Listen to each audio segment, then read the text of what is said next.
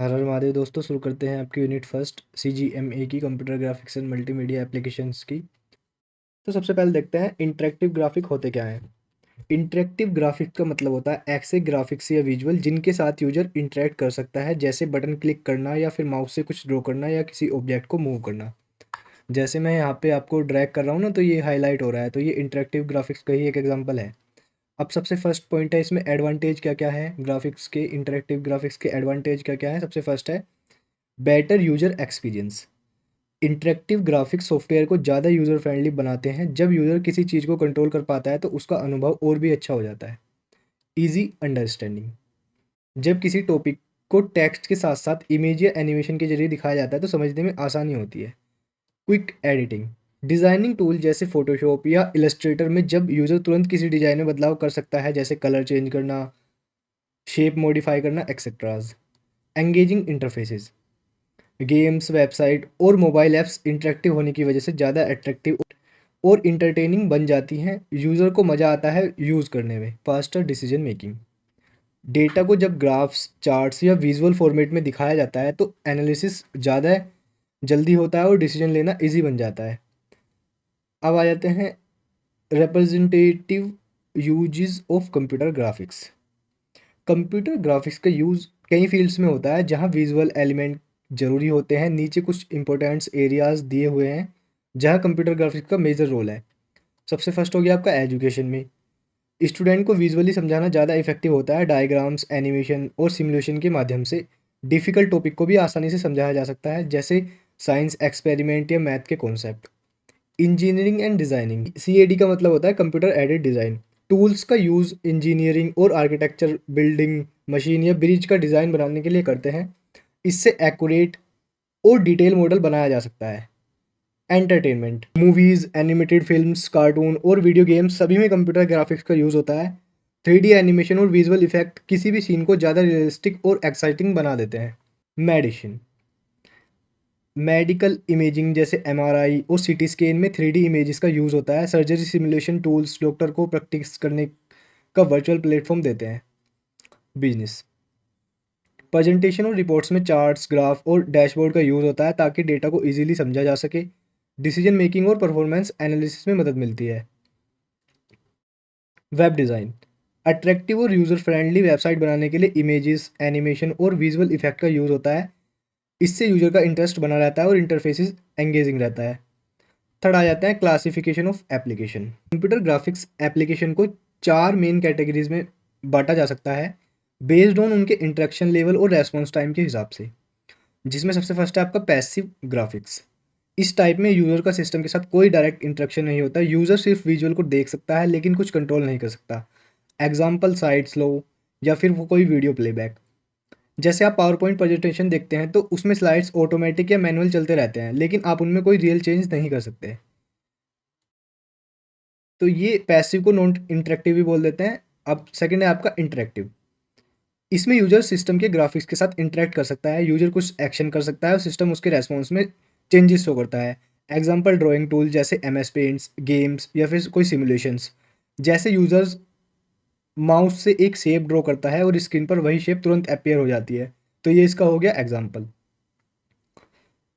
फिर आपका real time graphics.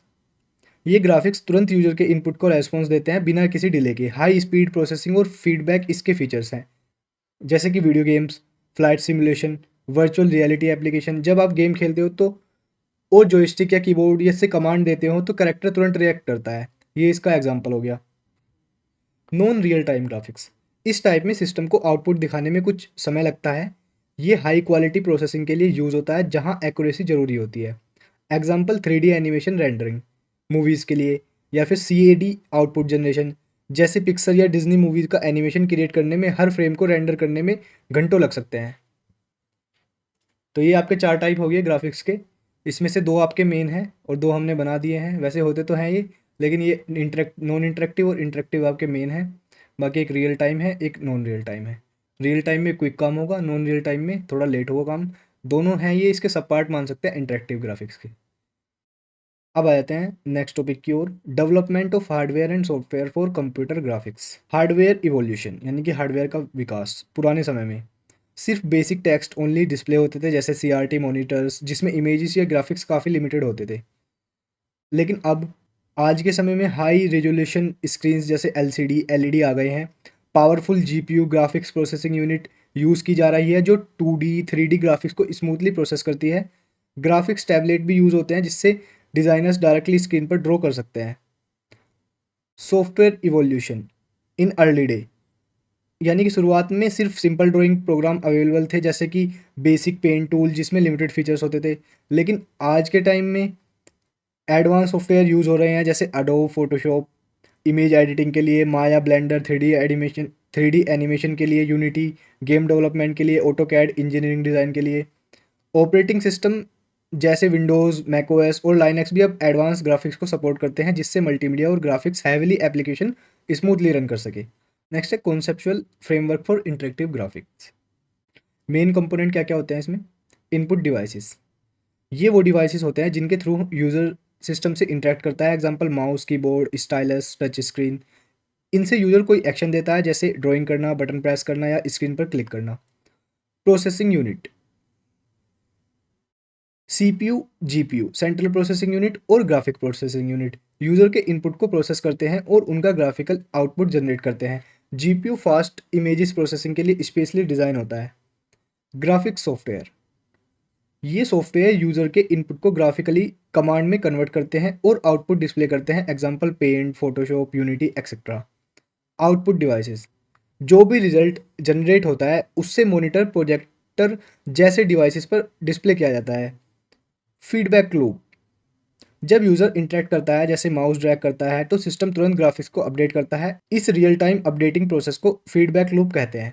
तो ये आपके 5 हो गए component: input devices, processing unit, graphic software, output devices, feedback. अब जैसे एक एग्जांपल से समझने की कोशिश करते हैं इसको। मान लीजिए पेंट प्रोग्राम में जब यूज़र माउस से लाइन ड्रॉ करता है तो माउस से इनपुट मिलता है। CPU और GPU उस इनपुट को प्रोसेस करते हैं। ग्राफिक सॉफ्टवेयर उस कमांड को समझकर लाइन ड्रॉ करता है। आउटपुट मॉनिटर पर लाइन दिखाती है। अगर यूज़र और मूव करता है तो लाइन कंटिन्यूसली अपडेट होती रहती है। यही होता है रियल टाइम फीडबैक। तो यहाँ पे आपकी फर्स्ट यूनिट की थ्योरी होती है ख़त्म। शुरू करते हैं आपकी यूनिट सेकंड की थ्योरी। इसमें सबसे फर्स्ट टॉपिक है आपका हार्डवेयर टेक्नोलॉजीज़। तो हार्डवेयर टेक्नोलॉजीज़ का यूज़ किसी ग्राफिक्स या इमेज का परमानेंट फिजिकल कॉपी बनाने के लिए होता है, जैसे कि पेपर पर प्रिंट निकालना। इसमें मेनली प्रिंटर्स, प्लॉटर्स यूज़ होते हैं। प्रिंटर्स क्या होते हैं? प्रिंटर्स का यूज़ छोटी और नॉर्मल साइज की इमेजेस को पेपर पर प्रिंट करने के लिए होता है। कॉमन टाइप्स के प्रिंटर्स है कुछ, जैसे इंकजेट प्रिंटर, इंक स्प्रे करके इमेज बनाता है और होम यूज़ के लिए सस्ता और कॉमनली अवेलेबल होता है। फिर आता है लेज़र प्रिंटर। इसमें लेज़र लाइट का यूज़ करके इमेज बनाता है और फास्ट और हाई क्वालिटी आउटपुट देता है। मोस्टली ऑफिस में यूज़ होता है। और प्लॉटर क्या होता है? प्लॉटर का यूज़ लार्ज स्केल ड्राइंग जैसे मैप्स, ब्लूप्रिंट्स, इंजीनियरिंग डिज़ाइन के लिए होता है। प्लॉटर्स पेन का यूज़ करके डायरेक्टली पेपर पर ड्रॉ करते हैं। ये आर्किटेक्ट और इंजीनियरिंग के लिए यूज़फुल होता है। तो हार्ड कॉपी टेक्नोलॉजीज़ का मेन गोल होता है सॉफ्ट इमेज को हार्ड फॉर्मेट में कन्वर्ट करना, मतलब जो स्क्रीन पर दिख रहा है उसको पेपर पर लाना। अब आ जाते हैं डिस्प्लेज टेक्नोलॉजीज़। डिस्प्ले टेक्नोलॉजीज़ आखिरकार होती क्या है? तो डिस्प्ले टेक्नोलॉजीज़ उन हार्डवेयर डिवाइसेस को रेफर करती हैं जो ग्राफिक्स या इमेज स्क्रीन पर शो करते हैं। इनका use computer screen, TVs, monitors, devices में होता है। कॉमन डिस्प्ले टाइप्स हैं आपके CRT, कैथोड रे ट्यूब। ये पुराने टाइम के मॉनिटर्स और टीवी में यूज़ होता था। ये एक बड़ा और हैवी बॉक्स होता था जिसमें इलेक्ट्रॉन बीम से इमेज बनाई जाती थी। इमेज क्वालिटी ठीक ठाक होती थी लेकिन ज़्यादा पावर कंज्यूम करता था और स्पेस भी ज़्यादा लेता था। फिर है आपका LCD, लिक्विड क्रिस्टल डिस्प्ले। आज के फ्लैट स्क्रीन मॉनिटर और लैपटॉप्स में कॉमनली यूज़ होता है। इसमें लिक्विड क्रिस्टल का यूज़ होता है जो बैकलाइट के थ्रू इमेज बनाते हैं। ये लाइट वेट, पतला और एनर्जी एफिशिएंट होता है। फिर आता है आपका LED, लाइट इमिटिंग डायोड। ये LCD का ही एडवांस वर्जन है जिसमें बैकलाइट के लिए LED बल्ब्स का यूज़ होता है। इसकी ब्राइटनेस और कलर कॉन्ट्रास्ट LCD से बेटर होती है। ये भी लाइट वेट और लो पावर कंज्यूमिंग होता है। OLED, ऑर्गेनिक LED, ये सबसे मॉडर्न और एडवांस डिस्प्ले टेक्नोलॉजी है। हर पिक्सल खुद लाइट इमिट करता है, इसलिए बैकलाइट की नीड नहीं होती। ये ज़्यादा थिन, फ्लेक्सिबल और high contrast with deep black देता है, लेकिन थोड़ा एक्सपेंसिव होता है ये। तो इन समरी में देखें तो डिस्प्ले टेक्नोलॉजी अलग अलग हार्डवेयर होते हैं जो स्क्रीन पर इमेज दिखाते हैं। आज के समय में LED, OLED ज़्यादा यूज़ हो रहे हैं बिकॉज वो ज़्यादा क्लियर और एनर्जी एफिशिएंट होते हैं। फिर आ जाओ most important, raster scan display system. Raster scan system एक डिस्प्ले टेक्निक है जिसमें स्क्रीन को पिक्सेल्स में डिवाइड किया जाता है। इसमें इमेज को लाइन बाय लाइन टॉप से बॉटम तक ड्रॉ किया जाता है। ये टेक्निक मोस्ट मॉडर्न मॉनिटर्स और टीवीज में यूज होती है। कैसे काम करता है? स्क्रीन को पिक्सल में डिवाइड किया जाता है। हर पिक्सल एक छोटा पॉइंट होता है जो लाइट इमिट करता है। Display line by line generate होता है, यानी पहले स्क्रीन की पहली लाइन ड्रॉ होती है, फिर दूसरी, ऐसे ही पूरी स्क्रीन भर जाती है। फ्रेम बफर का यूज होता है जिसमें इमेज को स्टोर किया जाता है। फ्रेम बफर एक मेमोरी लोकेशन है जहां पर इमेज का डेटा रखा जाता है। रैपिड रिफ्रेशिंग होती है ताकि स्क्रीन पर इमेज स्टडी नजर आए। इसका मतलब है कि सिस्टम बहुत तेजी से स्क्रीन को रिफ्रेश करता है ताकि जो इमेज दिखाई जा रही है वो बिल्कुल स्टेबल लगे।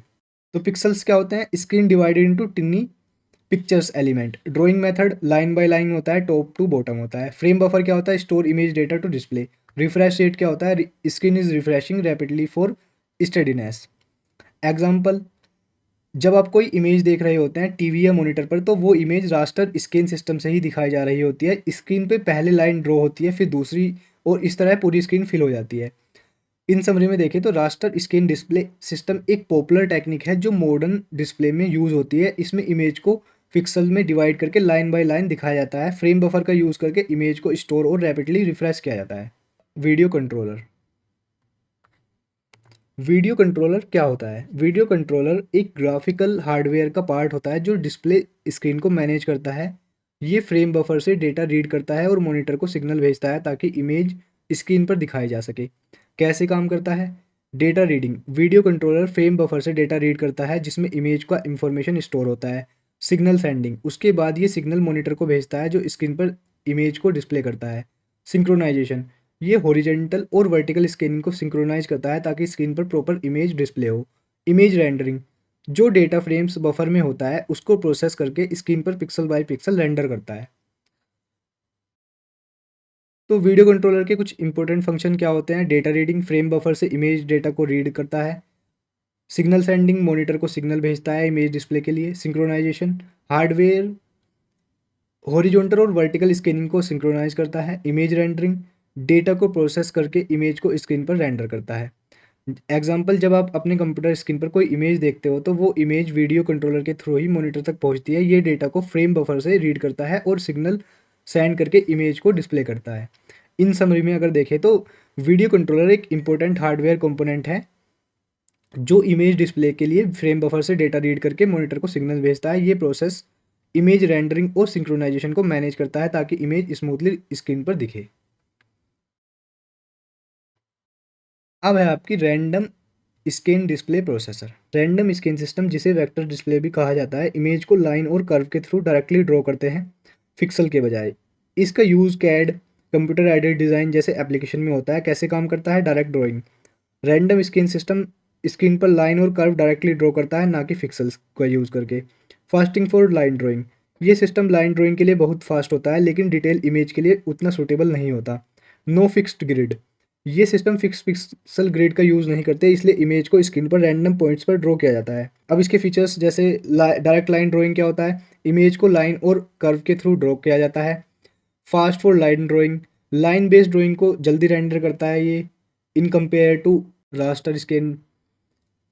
Not suitable for detail image. Detail image के लिए उतना एफिशिएंट नहीं होता जितना रास्टर स्कैन सिस्टम होता है। No pixel grid, pixel grid नहीं होती इसमें फिक्स, इसलिए इमेज को रैंडम पॉइंट से ड्रॉ किया जाता है। एग्जांपल, अगर आप कैड सॉफ्टवेयर का यूज़ करते हो तो वहाँ आपको प्रिसाइज लाइन और कर्व्स दिखाई देती हैं। ये रैंडम स्कैन सिस्टम का काम होता है जो आपके डिज़ाइन को डायरेक्टली ड्रॉ करता है बिना किसी पिक्सल ग्रिड के। तो इन समरी में देखें तो रैंडम स्कैन डिस्प्ले प्रोसेसर या vector display system directly line और कर्व ड्रॉ करता है और लाइन बेस्ड ड्राइंग के लिए फास्ट होता है, लेकिन ये डिटेल इमेज के लिए उतना सूटेबल नहीं होता और फिक्स पिक्सल ग्रिड का यूज़ नहीं करता। अब पढ़ते हैं हम नेक्स्ट टॉपिक हमारा, input devices for operator instructions. Input devices होते क्या हैं?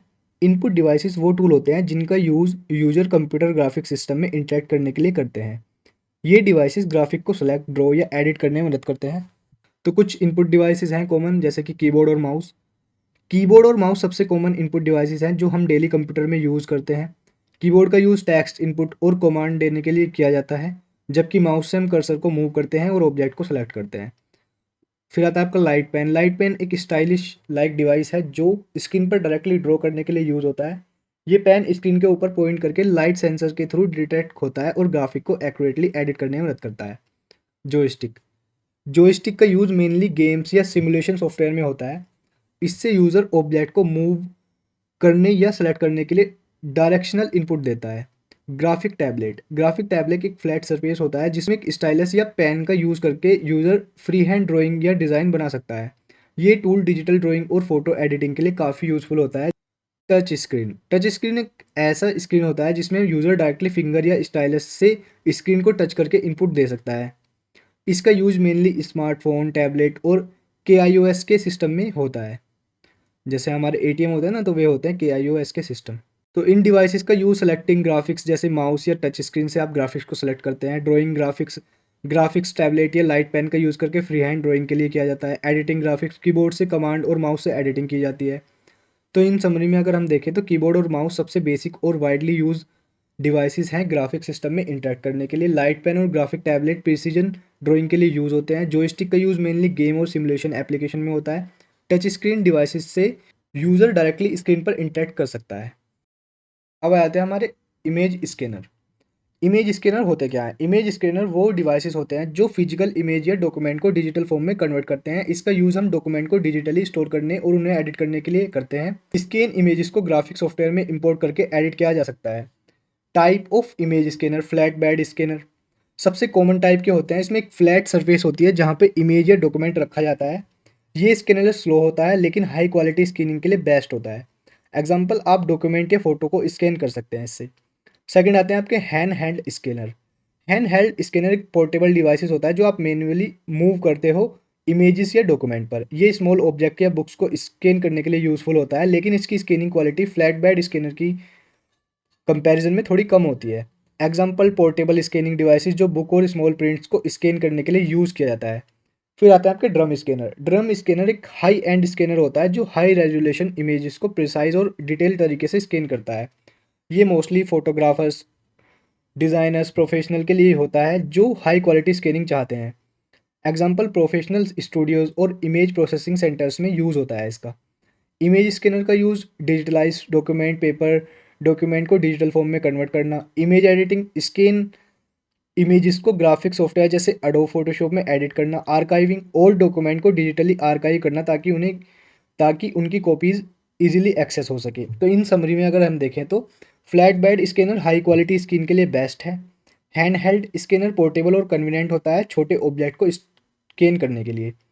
Drum scanner professional level high resolution scan के लिए यूज़ होता है। तो यहाँ पे था आपका इमेज स्कैनर। अब नेक्स्ट टॉपिक है हमारा ग्राफिक्स के लिए कुछ टूल्स। ड्रीम व्यूअर एक वेब डेवलपमेंट टूल है जो वेबसाइट डिज़ाइन करने और उनके कोड लिखने में हेल्प करता है। ये टूल विजुअल डिज़ाइन और HTML CSS कोडिंग दोनों को सपोर्ट करता है। ड्रीम व्यूअर का यूज़ करके आप अपने वेब पेजेस को डिज़ाइन कर सकते हैं, उन्हें डायनेमिक और इंटरेक्टिव बना सकते हैं। ड्रीम व्यूअर का फीचर्स क्या होता है? Visual design interface, code editor, responsive design, integration with others tool. 3D effect क्या होता है?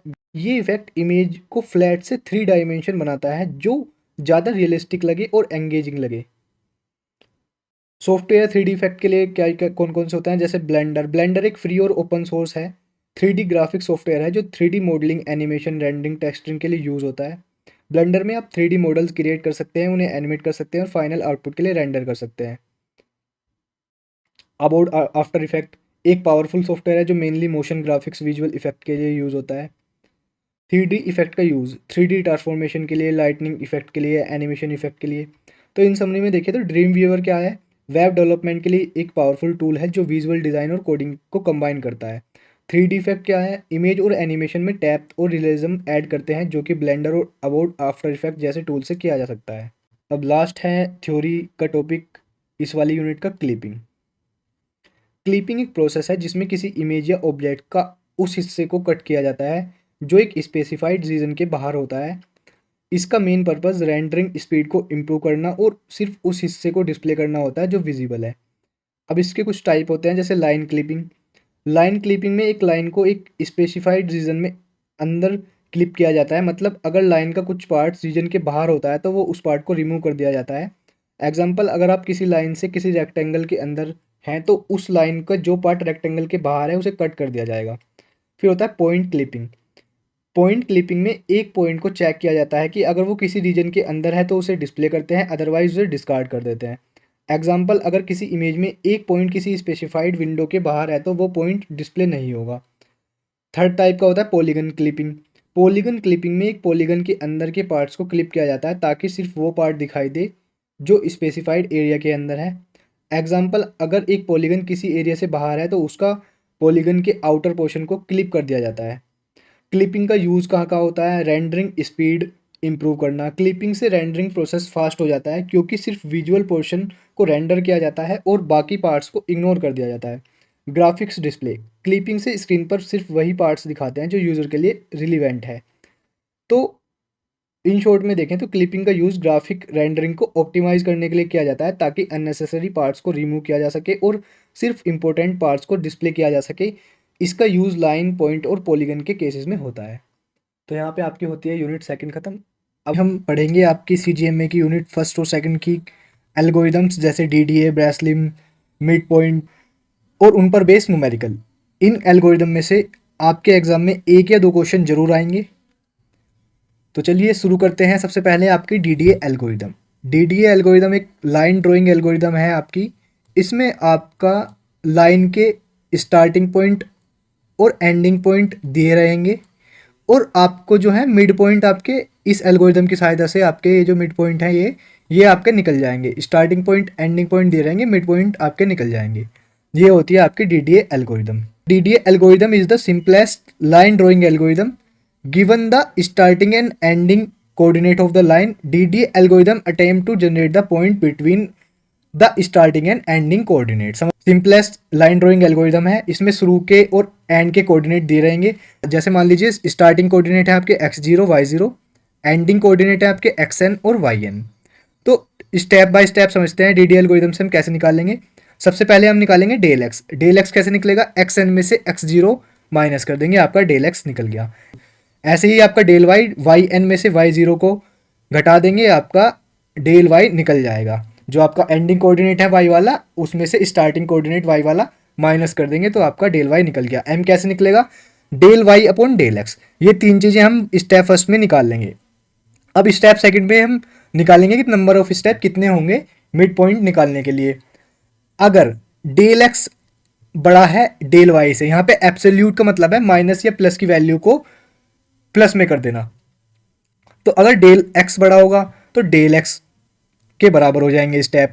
अगर डेल वाई बड़ा होगा तो डेल वाई के बराबर हो जाएंगे स्टेप। कोई दिक्कत नहीं है। अगर समझ में नहीं आ रहा है तो जब हम क्वेश्चन इस पर बेस सोल्व करेंगे आपको बहुत ही अच्छे से और बहुत ही आसानी से समझ में आ जाएगा।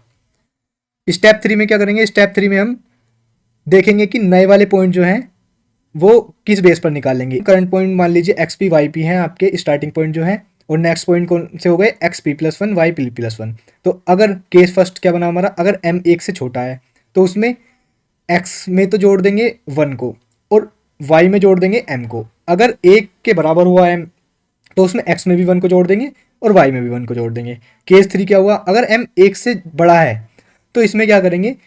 एक्स में वन अपॉन एम जोड़ेंगे और वाई में वन जोड़ देंगे। अब क्वेश्चन फर्स्ट समझते हैं डीडीए एल्गोरिथम पर base. Calculate the point between starting and ending point. Starting point 5 6, ending point 8 12। अब देखो हमने लिख लिया स्टार्टिंग कोऑर्डिनेट x0 y0 कितना हो गया 5 6, ending coordinate X N Y N कितना हो गया 8 और 12। स्टेप फर्स्ट में क्या करते थे हम? तीन चीजें निकालते थे। डेल एक्स कैसे निकलता था? अब एक्स एन में से x0 को माइनस कर देंगे, 8 में से 5 को माइनस कर देंगे। डेल वाई कैसे निकलेगा? 12 में से 6 को माइनस कर देंगे। तो 8 में से 5 गया, 3 आ गया आपका डेल एक्स। ऐसे ही 12 में से 6 गया, आपका 6 आ गया डेल वाई। एम कैसे निकालेंगे? Del Y upon del X. तो 6 अपॉन 3 कितना हो गया 2। तीनों चीज निकल के आ गई है। नंबर ऑफ स्टेप कैसे निकालेंगे? डेल एक्स को कंपेयर करते थे डेल वाई से, जो सा ही बड़ा होता था नंबर ऑफ स्टेप आपके आ जाते थे। तो डेल वाई 6 है आपका और डेल एक्स 3 है, तो डेल एक्स तो नहीं होंगे number of step, del Y होंगे क्योंकि डेल वाई बड़ा है। तो 6 इसमें स्टेप होंगे आपके टोटल। अब स्टेप 3 में हम निकालेंगे मिड पॉइंट। अब जो कि यहाँ पे, अब क्योंकि यहाँ पे आपका m जो है वो 2 है तो वो जो है एक से बड़ा है, तो थर्ड वाला केस जो है इसमें आपका यूज होगा, जिसमें हम x में क्या ऐड करेंगे 1 अपॉन m और y में क्या ऐड करेंगे आपका 1। m कितना है आपका? यहाँ पे है आपका 2, तो 1/2 यानी कि 0.5 आपका x में ऐड करेंगे और y में कितना ऐड करेंगे 1। तो आपका शुरू वाला x कितना था 5, शुरू वाला y कितना था 6। तो देखो यहाँ पे ऐड किया हमने 0.5, ये कितना हो गया 5.5, y में हमने ऐड किया, ये कितना हो गया 7। अब इसको राउंड ऑफ करके लिखते हैं। राउंड ऑफ कैसे लिखते हैं, राउंड ऑफ पॉइंट हटा देते हैं, सिंपल वैल्यू लिखते हैं। अगर यहाँ पे 5.4 होता तो यहाँ पे 5 लिखा जाता, और जैसे यहाँ पे 5.5 है या 5.7 है तो यहाँ पे 6 लिखा जाएगा। तो यहाँ पे 6 लिख दिया, यहाँ पे 7 लिख दिया, आपका फर्स्ट मिड पॉइंट आ गया। अब दूसरे में भी ऐसे करेंगे, यहाँ पे आपका 6 हो गया, यहाँ पे 5.5 था, अब 5.5 में यहाँ पे 0.5 ऐड कर देंगे, 6 हो गया। ये आपका 7 में 1 ऐड करेंगे क्योंकि y में 1 ऐड करते थे, तो ये हो गया 8। यहाँ पे लिख दिया आपने राउंड ऑफ करके, राउंड ऑफ करने की जरूरत ही नहीं पड़ी, यहाँ पे ऐसे डायरेक्ट लिख दिया क्योंकि पॉइंट में था ही नहीं।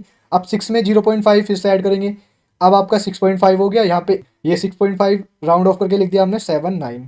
तो ऐसे ही करते रहेंगे जब तक आपके लास्ट वाले पॉइंट 8 और 12 मिल नहीं जाते। तो 8 और 12 यहाँ पे आपको मिल गए। तो देखो आप स्टेप कैलकुलेट करो, कितने स्टेप हुए, 1 2 3 4 5 6।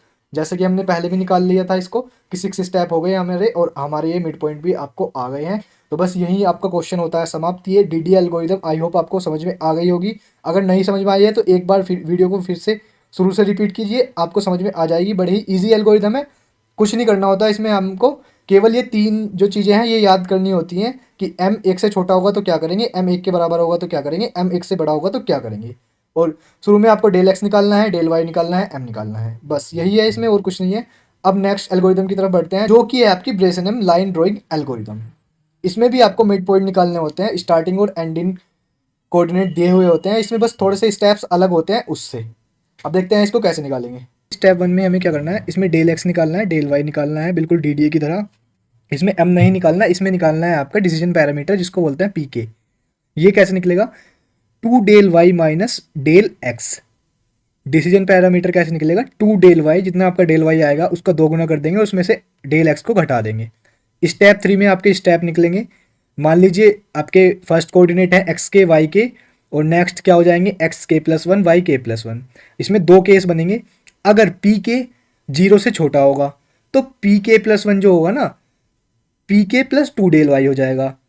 xk+1 जो होगा xk+1 हो जाएगा, x वाले में 1 जुड़ जाएगा, y वाला बिल्कुल सेम रहेगा, और जो p होगा उसमें 2 डेल y जुड़ जाएगा अगर 0 से छोटा हुआ आपका PK। अगर PK 0 या फिर उससे बड़ा हुआ तो PK+2 del y minus 2 del x हो जाएगा, और x में क्या होगा, x में 1 जुड़ जाएगा, y में 1 जुड़ जाएगा। क्वेश्चन की सहायता से इसको समझ लेते हैं। स्टार्टिंग कोऑर्डिनेट आपके 9 और 18 दे रखे हैं, लास्ट वाले दे रखे हैं 14 और 22। अब देखो डेल x हमने निकाल दिया, डेल x कितना आ गया आपका 5, डेल y आ गया आपका 4। PK आपका निकाल दिया है, 2 del y minus del x होता है 2 इंटू 4 माइनस 5, ये आ गया 3। तो डिसीजन पैरामीटर PK कितना हो गया आपका 3 हो गया। स्टेप 3 में हम स्टेप निकालेंगे।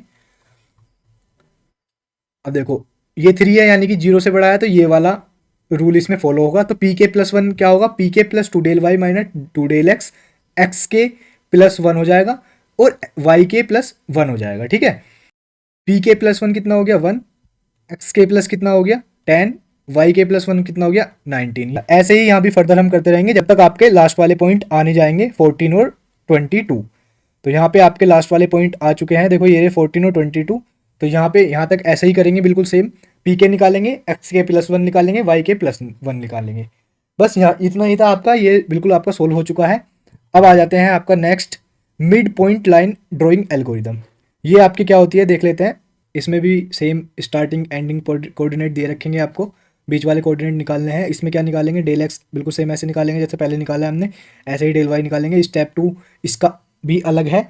इसमें क्या है, इसमें डिनिशियल निकालेंगे 2 del Y minus del x, और इसमें डेल डी निकालेंगे 2 del Y minus del x. यहाँ पे del Y minus del x पहले करेंगे, उसका 2 गुना कर देंगे। यहाँ पे 2 गुना del Y minus del X. ठीक है, डिनिशियल और डेल डी। स्टेप 3 में क्या करेंगे, 2 केस बनेंगे। अगर डिनिशियल 0 हो तो ये वाली चीज़ फॉलो होगी, जो xk+1 होगा उसमें 1 जुड़ जाएगा, जो yk+1 होगा वो बिल्कुल सेम ऐसे रहेगा पहले की तरह। डी न्यू कितना हो जाएगा, डिनिशियल प्लस 2 डेल वाई।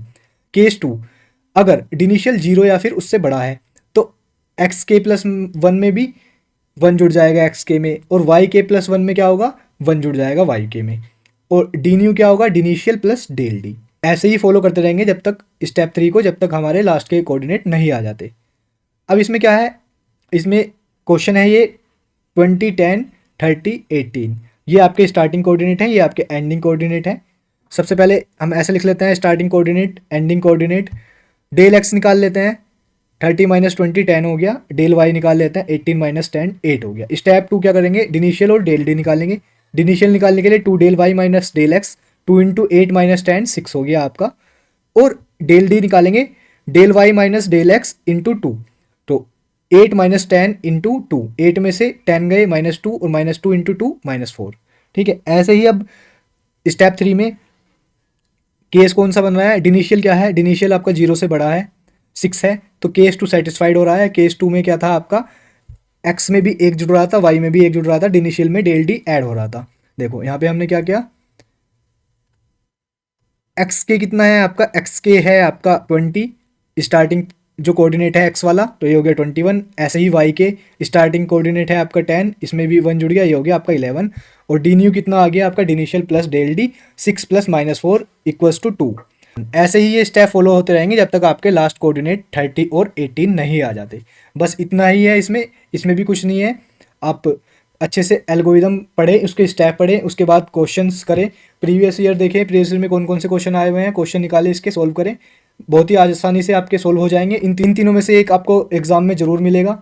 शुरू करते हैं आपकी यूनिट 3। इसमें आपकी ट्रांसलेशंस है 2D और 3D। तो सबसे पहले हम 2D के बारे में देखेंगे। 2D ट्रांसलेशन होती क्या है, कितने तरह की होती है, कैसे कैसे होती है, क्वेश्चन कैसे कैसे आएंगे इसके ऊपर। Transformation is the process of modifying and repositioning the existing graphics. किसी भी ग्राफिक्स को, आइकन हो गया, सर्कल हो गया, कुछ भी हो गया, उसको चेंज करना एक जगह से दूसरी जगह पर, ठीक है, या उसे मॉडिफाई करना, रिपोजिशन करना। अब 2D में कितने तरह की होती हैं, 5 तरह की होती है, translation, rotation, scaling, reflection, sharing. ठीक है, सबसे पहले देखते हैं ट्रांसफॉर्मेशन।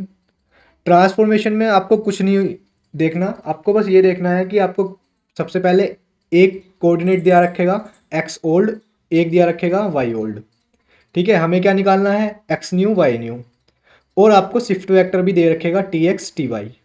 देखो ये आपकी ओल्ड पोजीशन है इस डॉट की, ये आपका वाई ओल्ड हो गया, ये आपका एक्स ओल्ड हो गया। वाई में कितना बड़ा है, ये टी वाई है, एक्स में कितना बड़ा है, टी एक्स है। ये भी चीज़ आपको दे रखेगा, ये भी आपको दिया रखेगा, ये और ये भी दे रखेगा, ये चारों चीज़ आपको दे रखेगा क्वेश्चन में। केवल आपको ये निकालना है। निकालेंगे कैसे, एक्स न्यू निकालने के लिए एक्स ओल्ड में टी एक्स को जोड़ देंगे, वाई न्यू निकालने के लिए वाई ओल्ड में टी वाई को जोड़ देंगे। टाइम खोटी ना करते हुए क्वेश्चन की ओर बढ़ते हैं। क्वेश्चन आएगा आपका ऐसे, देखो इसमें क्वेश्चन में ये सब दे रखा है। एक सर्कल है जिसकी रेडियस 10 मीटर है, कोऑर्डिनेट्स ये हैं, और ये डिस्टेंस एक्स की तरफ 5 मूव करा, डिस्टेंस वाई की तरफ 1 मूव करा। इससे हमें कोई मतलब नहीं है क्वेश्चन में। हम केवल, हमारे पास एक्स ओल्ड 1 है, वाई ओल्ड 4 है, टी एक्स 5 है, और वाई एक्स 1 है। ठीक है, एक्स ओल्ड 1 है, वाई ओल्ड 4 है, टी एक्स 5 है, टी वाई 1 है। तो मान लेते हैं न्यू कोऑर्डिनेट क्या होंगे, x new y new. Old 1 हो गया, टी एक्स 5 हो गया, इन दोनों को जोड़ दिया 6 आ गया। वाई न्यू ये आ गया आपका, वाई ओल्ड और टी वाई को जोड़ने पर 4 + 1 = 5। नए पॉइंट आ गया आपके 6 और 5। ठीक है, देखो पहले यहाँ पे था हमारा 4 और 1 पर, अब यहाँ पे आ गया 6 और 5 पर। 6 आपका एक्स की तरफ को है, 5 आपको वाई की तरफ को है। कुछ नहीं है, बस यही है ट्रांसलेशन में आपका। ट्रांसलेशन यहाँ पे होता है आपका खत्म। क्वेश्चन आपका ऐसे ही आएगा। केवल आपको 2 चीज़ें याद रखनी है, ये 2 चीज़ें, एक्स न्यू कैसे निकालेंगे, वाई न्यू कैसे निकालेंगे। ठीक है, नेक्स्ट की ओर बढ़ते हैं, रोटेशन पर। रोटेशन होता क्या है आखिरकार, rotation is the process of rotating object respect to angle in 2 dimension. ठीक है, इसमें केवल एक आपको थीटा दिया रखेगा, और वही आपका एक्स ओल्ड और वाई ओल्ड दिया रखेगा। हमें क्या निकालना है, एक्स न्यू और वाई न्यू निकालना है हमें इसमें भी। फॉर्मूला कैसे निकालेंगे इसमें, देखो पहले हमारा यहाँ पे पॉइंट था, फिर ये यहाँ से यहाँ घूम जाएगा। थीटा आपको दिया रखेगा, एक्स एक्स ओल्ड और वाई ओल्ड भी दिया रखेगा, हमें न्यू निकालना है। ठीक है, फॉर्मूला आपका ये है निकालने के लिए, x new equals to x old into cos theta minus y old sine theta. X new equals to Y old cos theta plus x old sine theta. ठीक है, ये 2 फॉर्मूले आपको याद करने ही है, चाहे आप रट लीजिए चाहे समझ लीजिए, कैसे भी आप याद कर लीजिए, लेकिन ये वाले फॉर्मूले तो आपको ये करने ही है।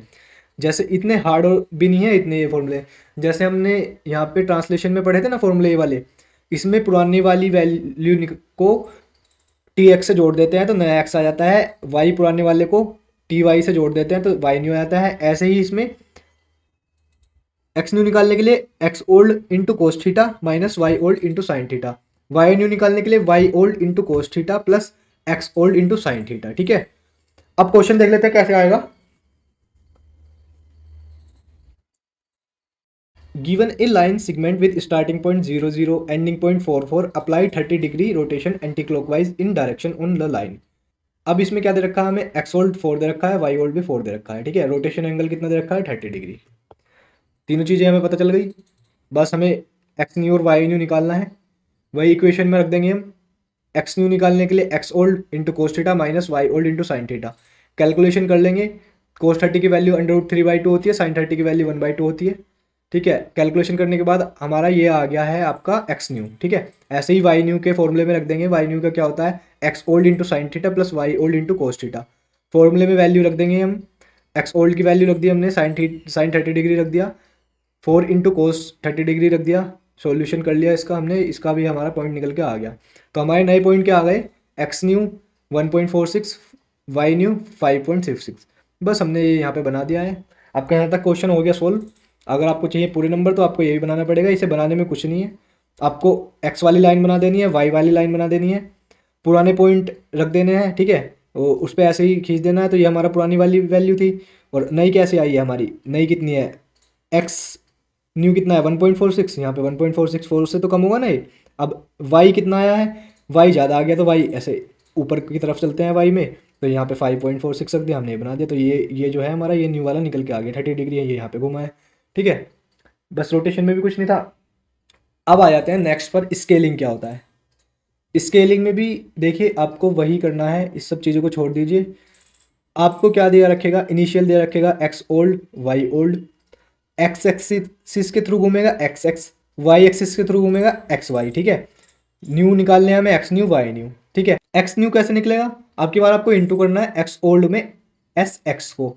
ठीक है, वाई न्यू कैसे निकलेगा, वाई ओल्ड में इंटू करना है एस वाई को। ठीक है, अब देखो जैसे ये 4 पॉइंट दे रखे हैं ए बी सी डी, इसमें ये एक्स ओल्ड है, ये वाई ओल्ड है, ये एक्स वन ओल्ड है, ये वाई वन ओल्ड है, ऐसे ही सी है, ऐसे ही डी है। ठीक है, अब पहले ये एक्स एक्सिस की तरफ गया 2 और वाई एक्सिस की तरफ गया 3। ठीक है, तो ये क्या हो गया, ये हो गया आपका एस एक्स, और ये क्या हो गया आपका, ये हो गया वाई एक्स। देखें, देख लेते हैं हम। गिवन है हमें, ये दे रखा है हमने, और स्केलिंग फैक्टर दे रखा है ये, और स्केलिंग फैक्टर वाई का दे रखा है 3। ठीक है, तो कोऑर्डिनेट 1 के लिए निकाल लेते हैं, पहले ए के लिए 0 3। ठीक है, वही फॉर्मूले में रख देते हैं, ये निकाल लेते हैं 0 9 आ गया। ठीक है, ऐसे ही कोऑर्डिनेट बी के लिए निकाल लेते हैं, फॉर्मूले में रख देंगे 6 9 आ गया। कोऑर्डिनेट सी के लिए ऐसे निकाल लेंगे, ठीक है 6 0 आ गया। कोऑर्डिनेट डी के लिए भी ऐसे निकाल लेंगे, इसमें 0 0 ही रहा। ठीक है, तो हमारे नए जो कोऑर्डिनेट बन के आ गए हैं 0 9 6 9 6 0 D 0। ठीक है, तो पहले क्या था, पहले यहाँ पे था। ठीक है, देखो पहले जो कोऑर्डिनेट थे 0 3 3 3 3 0 0 0, हमारी बन रहे थे ऐसा डायग्राम। और स्केलिंग के बाद क्या हुआ है, स्केलिंग के बाद कोऑर्डिनेट नए हमारे ये आ गए, तो हमारा ऐसा बन गया। ठीक है, वही हमने एक्स खींचा वाई खींचा, तो यहाँ पे पॉइंट कितना है, 0 एक्स है 0 वाई है। ठीक है, अब यहाँ पे कितना है, यहाँ पे एक्स 0 है वाई 9 है। ठीक है, यहाँ पे कितना है बी पॉइंट पे, यहाँ पे एक्स 6 है। ठीक है, 6 जा रहा है ना ये, और यहाँ पे वाई 9 है। ऐसे ही सी पे कितना है, सी पे वाई कितना है, वाई तो कुछ भी नहीं चल रहा है यहाँ पे, वाई थोड़ा ना चल रहा है कुछ भी, तो वाई 0 है और एक्स 6 है, डी पे 0 0 है। तो यहाँ पे स्केलिंग के बाद ऐसा बन गया। ठीक है, अब आया था नेक्स्ट तरह के, रिफ्लेक्शन क्या होता है। रिफ्लेक्शन दो तरह के होते हैं, एक्स एक्सिस के थ्रू होता है और वाई के। एक्स में क्या होगा, एक्स में केवल और केवल वाई में माइनस लगा देंगे। ठीक है, वाई जो वाई के पॉइंट दिए रखेंगे हम उसमें माइनस लगा देंगे और एक्स ऐसे रखेंगे। और वाई एक्सिस के थ्रू क्या करेंगे, जो एक्स के न्यू पॉइंट है ना उसमें माइनस लगा देंगे, वाई को ऐसे रखेंगे। एक्स एक्सिस के थ्रू रिफ्लेक्शन पूछे तो वो एक्स ऐसा ही रहेगा, नया और पुराना सेम रहेगा, केवल वाई में जो वाई ओल्ड होगा उसमें माइनस लगा देंगे तो वाई न्यू बन जाएगा।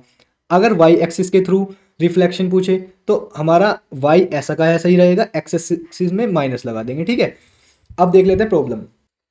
एक ट्रायंगल दे रखा है, पॉइंट उसके ये दे रखे हैं। ठीक है, और एक्स एक्सिस के थ्रू पूछ रहा है। अब सॉल्यूशन कैसे करेंगे, ये तो हमें थ्योरी तो लिखनी ही है, क्योंकि नंबर हमें जो हमारी यूनिवर्सिटीज़ हैं वो ये देख कर भी देती हैं कि इसने कॉपी में कितने पेजेस भर रखे हैं। सही भी होना चाहिए, ऐसी बात नहीं है कि आपने कुछ भी लिख दिया लेकिन फिर भी नंबर मिलते हैं, इसलिए हमें लिखना तो है ही ये सब चीज़ें, ठीक है, लेकिन इसमें कुछ है नहीं, बस आपको ये वाले फॉर्मूले याद रखने हैं।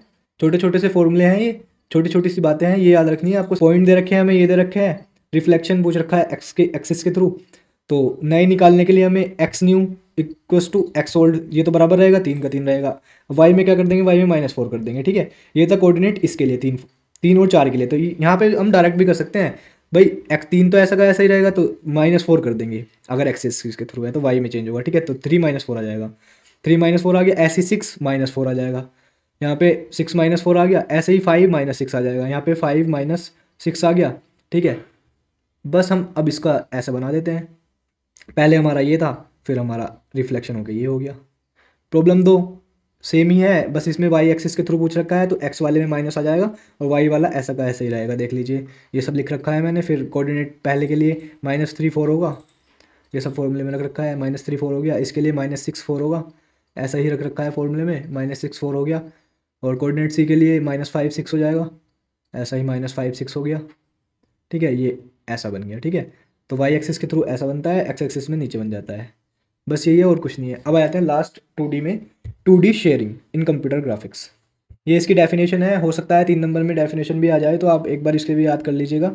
Sharing is a ideal technique to change the shape of an existing object in 2 dimension plane. दो तरह की होती है ये भी, एक्स एक्सिस के थ्रू, वाई एक्सिस के through. Shearing in x direction, shearing in y direction. अब इसमें क्या होगा, इसमें हमें एक्स एक्सिस के थ्रू दिया रखेगा SHX, ठीक है। तो हम एक्स न्यू को कैसे निकालेंगे, एक्स एक्सिस के थ्रू। वाई सेम रहेगा इसमें, उसमें क्या था, उसमें एक्स एक्सिस के थ्रू निकाल रहे थे, तो एक्स बराबर था, वाई में माइनस आ गया था। लेकिन इसमें थोड़ा सा उल्टा है, इसमें जो उनसे भी एक्सिस के थ्रू दे रखे हैं ना, तो उसके पॉइंट में ही चेंज होगा, वाई ऐसा का ऐसा ही रहेगा। तो एक्स न्यू में क्या चेंज होगा, x old plus SHX into y old, y new equals to Y old, ठीक है। और अगर वाई एक्सिस के थ्रू शेयरिंग पूछेगा, तो आपको x new equals to x old, y new equals to Y old plus HXY into x old. HXY और HSX और ये सब old, x old y old, ये सब आपको दे रखेंगे। क्वेश्चन में देख लेते हैं हम, क्लियर हो जाएगा। देखो पॉइंट दे रखे हैं, ये पॉइंट दे रखा है, ये पॉइंट दे रखा है, ये पॉइंट दे रखा है। एक्स एक्सिस के थ्रू दे रखा है हमें 2 और वाई एक्सिस के थ्रू दे रखा है हमें 2, ठीक है। तो सबसे पहले हम शेयरिंग निकालते हैं एक्स एक्सिस के थ्रू, कोऑर्डिनेट 1 और 1 के लिए। तो 1 और 1 के लिए क्या होगा, एक्स ओल्ड कितना है हमारा, 1 है, तो 1 रख दिया। SHX कितना है, 2 है। और HXY कितना है, 2 है, ये भी 2 है, ये भी 2 है, तो यहाँ पे HXX रख लिया 2, और वाई ओल्ड कितना है, 1 है, ठीक है, 1 है। तो हमने ये कैलकुलेशन करी और ये निकाल दिया। ऐसे ही हम कोऑर्डिनेट बी के लिए भी ऐसे निकाल देंगे, ठीक है, और कोऑर्डिनेट सी के लिए भी ऐसे निकाल देंगे। तो हमारा एक्स एक्सिस के थ्रू 3 1 आ गया, 0 0 आ गए, 1 1 0 आ गया, ठीक है, नए कोऑर्डिनेट जो आए हमारे। ऐसे ही हम वाई एक्सिस के थ्रू निकाल देंगे, फॉर्मूले में रखना है, सिंपल सिंपल, कुछ नहीं करना हमें वैल्यूज़ को। एक्स न्यू तो सेम ऐसा ही रहेगा जैसा एक्स ओल्ड है, वाई न्यू में हम वही है, फॉर्मूले में रख देंगे, वाई ओल्ड 1 है, HXY 2 है, एक्स ओल्ड कितना है हमारा, 1 है, ठीक है। तो यहाँ पे 3 आ गया। ऐसे ही कोऑर्डिनेट 0 0 के लिए भी निकाल देंगे हम, ऐसे ही कोऑर्डिनेट 1 0 के लिए भी निकाल देंगे। तो नए कोऑर्डिनेट क्या आ गए, वाई एक्सिस के थ्रू शेयरिंग करके 1 3 0 0 1 2, ठीक है। ऐसा ही हम इसका डायग्राम बना लेते हैं। देखो ये एक्स एक्सिस के थ्रू शेयरिंग बन गई और ये हमारी बन गई वाई एक्सिस के थ्रू। तो यहाँ पे आपकी 2D भी खत्म हो गई है। आप फॉर्मूले याद कर लीजिएगा, फॉर्मूले याद करने आपको 5 हो गए, ठीक है, ट्रांसलेशन के भी, रोटेशन के भी, स्केलिंग के भी, रिफ्लेक्शन के भी, शेयरिंग के। कंफ्यूज होना नहीं है, 1 2 बार रिवीजन करेंगे तो क्लियर सब हो जाएगा। नोट्स आपको टेलीग्राम पर मिल जाएंगे, वीडियो की डिस्क्रिप्शन में मैंने टेलीग्राम चैनल की लिंक दे रखी है, उसमें आप विजिट करिएगा तो आपको नोट्स मिल जाएंगे। टेंशन लेनी नहीं है, अच्छे से पढ़ना है। शुरू करते हैं आपकी 3D ट्रांसफॉर्मेशंस। तो चलिए बढ़ते हैं 3D ट्रांसफॉर्मेशन की तरफ। 3D ट्रांसफॉर्मेशन क्या होता है, transformation is the process of modifying and repositioning the existing graphics. ये हमने पढ़ लिया था पहले भी डेफिनेशन, 2D में भी। 3D में 3 कोऑर्डिनेट होंगे, 2D में 2 होते थे, सेम वही रहेगा। ये भी कितनी तरह का रहेगा, ट्रांसलेशन रहेगा, रोटेशन रहेगा, स्केलिंग रहेगा, रिफ्लेक्शन रहेगा, शेयरिंग रहेगा। तो सबसे पहले देखते हैं translation in computer graphics 3D। इसमें क्या होगा, इसमें 3 पॉइंट होंगे आपके इनिशियल, जो आपको दिए हुए होंगे, x old, y old, z old. हमें नए पॉइंट निकालने होंगे, TX TY TZ हमको दिया हुआ होगा। इक्वेशन क्या होगी इसके निकालने के लिए, इक्वेशन होगी इसकी x new equals to x old plus TX, y new equals to Y old plus TY, z new equals to Z old plus t z. ठीक है, 2D में हमारा केवल ये दोनों था, इसमें ये बढ़िया है, बाकी कुछ नहीं है, बाकी बिल्कुल सेम उसकी तरह ही है। देखो क्वेश्चन में भी आपको देखेंगे 3 कोऑर्डिनेट दे रखे हैं ये, ठीक है, और एक्स एक्स की तरफ 1 गया है, 2 की तरफ, वाई की तरफ 2 गया है, जेड की तरफ 3 गया है। पहले एक्स यानी टी एक्स दे रखा है 1, टी वाई दे रखा है 1, टी जेड दे रखा है 2। सॉल्यूशन देखते हैं इसका। सबसे पहले हमारा ओल्ड कोऑर्डिनेट जो दे रखे हैं वो लिख लिया हमने, t x t y t z लिख लिया। कोऑर्डिनेट 1 के लिए निकाल लेंगे हम, फॉर्मूले में रखकर निकाल लिया हमने 1 4 3 आगे। ऐसे ही कोऑर्डिनेट इनके लिए निकाल लेंगे, फिर इनके लिए निकाल लेंगे। तो हमारा फाइनली क्या हो गया, हमारा फाइनली निकल के आ गया है ये। बस हमको यही बताना था क्वेश्चन में, और कुछ नहीं होता। ट्रांसलेशन में हमें यही कोऑर्डिनेट निकालने हुए होते हैं। चाहे तो आप डायग्राम बना सकते हैं या उसे स्किप भी कर सकते हैं, क्योंकि 3D में काफ़ी बड़ा तो वैसे ही हो जाता है क्वेश्चन। आपके इसमें 2-3 पेज लग जाएंगे। देखो है कुछ नहीं, केवल आपको केवल फॉर्मूले याद रखने हैं, और आपको ये जो न्यू निकालने हैं ये निकालने हैं, और कुछ नहीं है। ठीक है, अब आ जाते हैं 3D रोटेशन। रोटेशन क्या होता है, थीटा के थ्रू एक घूम जाते हैं, तो इसमें 3 पॉइंट होंगे, वही होगा इसमें भी, x old y old z old. Rotation angle हमें दिया हुआ होगा थीटा, निकालने हैं हमें x new y new z new. तो ये 3 तरह से होगा रोटेशन आपका, एक्स एक्सिस के थ्रू, वाई एक्सिस के थ्रू रोटेशन, और जेड एक्सिस के थ्रू रोटेशन। सबसे पहले देख लेते हैं एक्स एक्सिस के थ्रू रोटेशन का फॉर्मूला क्या होगा। जो एक्स एक्सिस के थ्रू होगा तो एक्स बिल्कुल सेम रहेगा, वाई में y new equals to Y old cos theta minus z old sine theta, z new z old cos theta plus y old sine theta. ये आपको याद रखना है, एक्स एक्सिस के थ्रू में ये होगा। ऐसे ही वाई में वाई बिल्कुल सेम रहेगा वाई एक्सिस के थ्रू में, और ये फॉर्मूले आपके ये हो जाएंगे। ठीक है, ऐसे ही जेड में होगा हमारा, जेड में हमारा जेड सेम रहेगा, और एक्स वाई में ये वाले फॉर्मूले आपके लग जाएंगे। ठीक है, अब प्रॉब्लम कैसे आएगी, क्वेश्चन कैसे आएगा एग्जाम में, क्वेश्चन ऐसे आएगा। पॉइंट दे रखे हैं हमें 3, एक्स वाई और जेड तीनों एक्सिस के थ्रू निकालने हैं हमें। 90 डिग्री हमारा एंगल दे रखा है, तो ओल्ड कोऑर्डिनेट हमने लिख लिया सॉल्यूशन में, पहले रोटेशन एंगल दे दिया हमें, ये लिख लिया। सबसे पहले एक्स एक्सिस के थ्रू निकालेंगे, फॉर्मूले में रख दिया हमने, वाई के लिए जेड के लिए निकल के आ गया। ठीक है, ऐसे ही वाई एक्सिस के थ्रू निकालेंगे तो वाई इसमें सेम रहेगा, बाकी दोनों में फॉर्मूले लेंगे, एक्स में और जेड में। ऐसे ही हम जेड के थ्रू निकालेंगे तो जेड ऐसे ही रहेगा बिल्कुल सेम, और एक्स और वाई में फॉर्मूले लग जाएंगे। तो हमने तीनों एक्सिस के थ्रू अपने कोऑर्डिनेट निकाल लिए हैं। नहीं तो ये एक्स एक्सिस के थ्रू आए हैं 1 3 2, वाई एक्सिस के थ्रू ये आए हैं 3 2 -1, और जेड एक्सिस के थ्रू हमारे आए हैं -2 1 3। ठीक है, यही है, यही है आपका रोटेशन, इसमें और कुछ नहीं है। फॉर्मूले ही आपको याद रखने हैं। देखो फॉर्मूले की टेंशन मत लीजिए, अभी मैं टेलीग्राम पे एक आपको पीडीएफ दे दूंगा, उसमें क्या होगा 2D 3D के सारे फॉर्मूले एक ही पेपर में मैं आपको लिख के उसमें दे दूंगा, तो आप उसे देख लीजिएगा तो आपको समझ में आ जाएंगे जो वो फॉर्मूला है। इतना हार्ड नहीं लगेगा आपको, क्योंकि ये पूरा फॉर्मूले पर ही बेस है। अब आ जाते हैं स्केलिंग क्या होता है। स्केलिंग में वहाँ पे 2D में भी आपने पढ़ा था, मल्टीप्लाई हो जाती है नए फैक्टर जो होते हैं हमारे। अब देखिए, जैसे इनिशियल क्या दे रखेगा, X Y Z, scaling factor X axis के थ्रू एस एक्स, वाई के थ्रू एस वाई, जेड के थ्रू एस जेड। तो नए हमें निकालने होंगे। फॉर्मूला क्या होगा, x new equals to x old into S X, ऐसे ही Y new equals to Y old into S Y, Z new equals to Z old into S Z. ठीक है, ये आपका फॉर्मूला हो जाएगा। अब देख लो, न्यूमेरिकल हमें दे रखा है ये वाला, हमने इसमें इन्होंने एक्स भी दे दिया एस एक्स, ये एस वाई है, ये एस जेड है। ठीक है, और तो हम ये स्केलिंग वाला फॉर्मूला लगाएंगे यहाँ पे। सबसे पहले हमने लिख लिया जो जो हमें दे रखा है। अब कोऑर्डिनेट पहले वाले के लिए 0 3 के लिए निकालेंगे, एक्स न्यू निकाल लिया हमने फॉर्मूले में रख के, ऐसे वाई न्यू निकाल लिया और जेड न्यू निकाल लिया। ठीक है, 0 9 9 आ गए। और अब दूसरे कोऑर्डिनेट के लिए भी ऐसे ही निकाल लेंगे, और तीसरे कोऑर्डिनेट के लिए भी ऐसे ही निकाल लिया हमने, सी कोऑर्डिनेट के लिए, और डी के लिए भी हमने ऐसे ही निकाल लिए। बस यहाँ पे हमारा जो न्यूमेरिकल है वो सोल्व हो चुका है। आपको केवल फॉर्मूले याद रखने हैं, जैसे कि मैं बार बार बता रहा हूँ आपको। अब आते हैं रिफ्लेक्शन क्या होता है। रिफ्लेक्शन में भी आपको कुछ नहीं करना, 3 तरह का रिफ्लेक्शन होगा आपका, एक्स वाई प्लेन में, वाई जेड प्लेन में, एक्स जेड प्लेन में। ठीक है, एक एक करके फॉर्मूले देखते हैं इनके। जब हम एक्स वाई प्लेन की बात करेंगे तो x new equals to x old रहेगा, Y new equals to Y old रहेगा, यानी कि ये दोनों तो रहेंगे सेम। एक्स वाई आ रहा है ना, तो एक्स वाई तो रहेंगे सेम। जेड में क्या होगा, जेड में माइनस हो जाएगा। ऐसे ही वाई जेड प्लेन में क्या होगा, वाई और जेड तो रहेंगे सेम, और एक्स में क्या हो जाएगा, माइनस हो जाएगा। ऐसे ही एक्स जेड प्लेन में क्या होगा, एक्स और जेड तो रहेंगे सेम, वाई हो जाएगा आपका माइनस। अब देखो न्यूमेरिकल कैसे आएगा, न्यूमेरिकल दे रखा है, पॉइंट दे रखे हैं ABC, ये x1 हो गया, y1 हो गया, z1 हो गया, x2 y2 z2 या कुछ भी मान लीजिए, एक एक करके ही निकालेंगे हम तो इनके। अब एक्स वाई प्लेन में पूछ रहा है, ठीक है। तो सबसे पहले पहले कोऑर्डिनेट के लिए देख लेते हैं हम, पूछ किस में रहा है, एक्स वाई में पूछ रहा है ना। तो एक्स वाई में पूछ रहा है तो एक्स वाई सेम रहेगा, जेड वाला केवल माइनस हो जाएगा।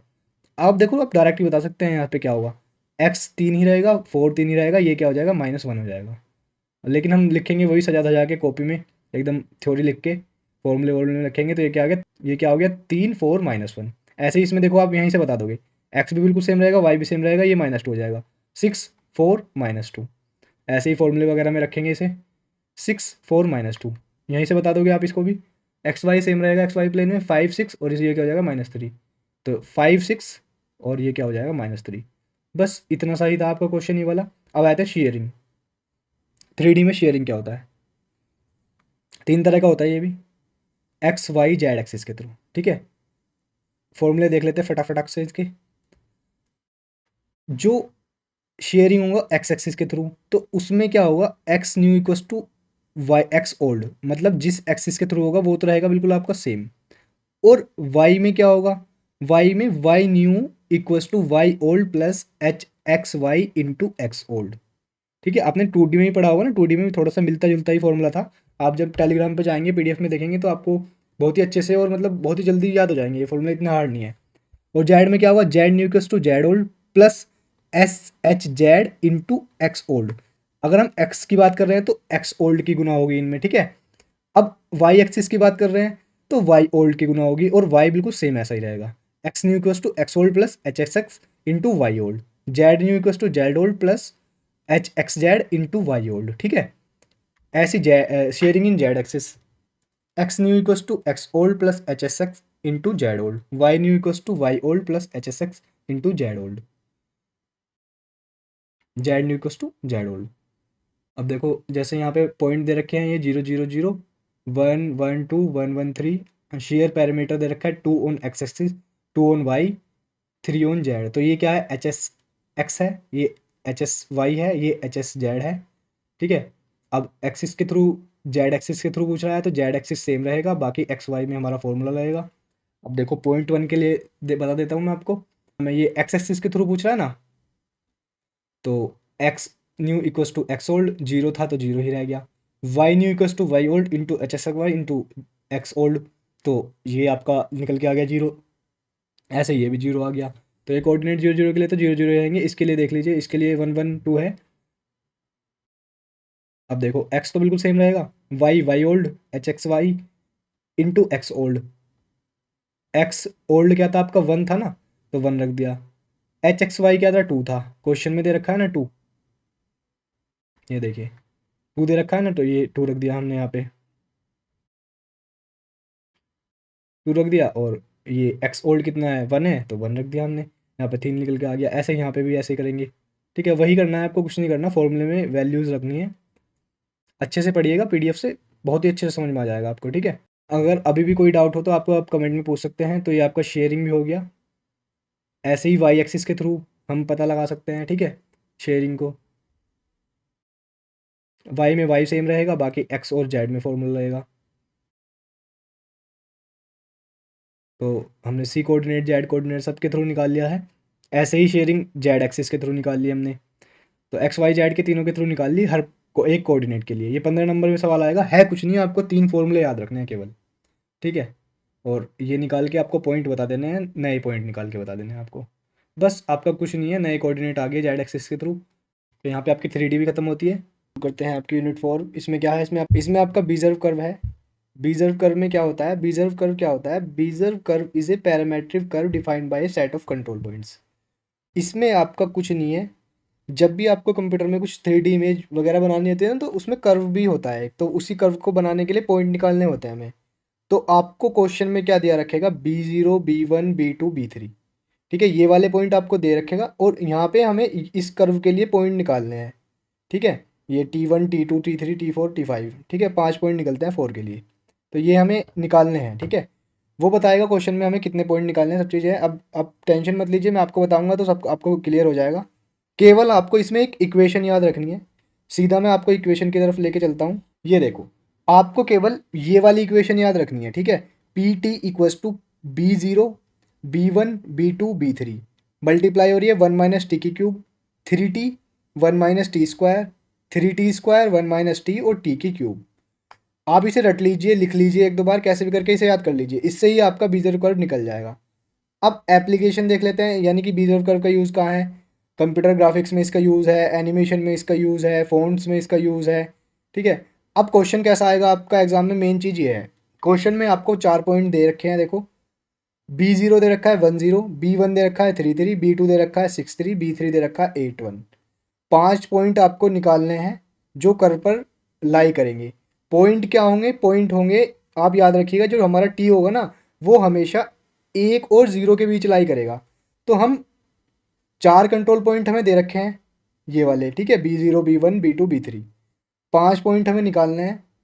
तो इक्वेशन क्या है हमारी, p t equals to B0 1 - t³ plus B1 3t 1 - t² plus B2 3t² 1 - t plus B3 t3³ ये आपकी इक्वेशन है, ठीक है। अब इसमें हमारा B0 दे रखा है, B1 दे रखा है, B2 दे रखा है, B3 दे रखा है। तो हमें 5 पॉइंट्स निकालने हैं, पीटी निकालने हैं हमें। तो हम 5 वैल्यू मान लेंगे, 0 और 1 के बीच लाई करेंगी। तो पहली वैल्यू 0 मान लेते हैं, फिर 0.2 मान लेते हैं, 0.5 मान लेते हैं, 0.7 मान लेते हैं, 1 मान लेते हैं, ठीक है। इसकी रेंज हमेशा टी की रेंज 0 और 1 के बीच ही होती है, ठीक है। तो अब फर्स्ट पॉइंट के लिए टी इक्वल्स टू 0 रख देंगे। इक्वेशन में हमें B0 की वैल्यू दे रखी थी, B1 की वैल्यू दे रखी थी, B3 की, इन सब की वैल्यू दे रखी थी। हमने इक्वेशन में रख दिया है P0 और हमने यहाँ से P0 फाइंड कर लिया है, ठीक है।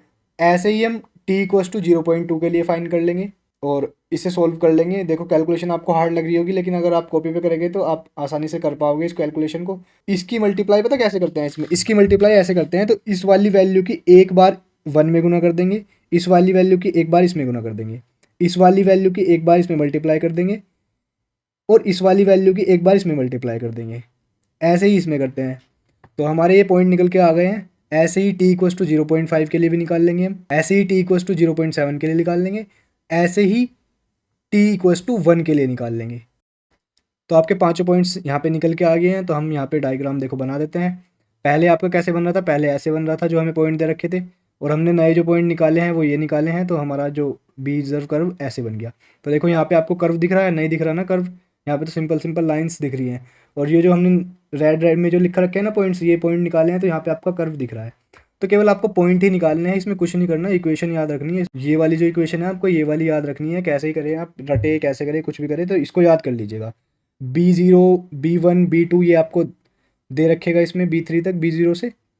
और टी की वैल्यू हमेशा आप याद रखो, चाहे वो 5 पॉइंट पूछे, चाहे 4 पूछे, चाहे आपसे 6 पूछे, 0 और 1 के बीच में ले लेंगे आप। कोई भी रैंडम ले लीजिए, 0.1 ले सकते हैं, 0.2 ले सकते हैं, जो भी आपका मन करे वो ले लीजिए। 0 और 1 के बीच फर्स्ट पॉइंट आपका 0 होगा, लास्ट पॉइंट आपका 1 होगा, बीच के आप कुछ भी ले सकते हैं, ठीक है। और बस इस इक्वेशन में रख देंगे और सिंपल सिंपल निकाल के अपना बेजर कर्व बना देंगे। तो यही था आपका बेजर कर्व, इसमें कुछ भी नहीं था, केवल एक इक्वेशन थी ये वाली। तो यहाँ पे आपका बेजर कर्व पूरा होता है। दोस्तों चलिए शुरू करते हैं आपकी unit 5 introductory concept to multimedia.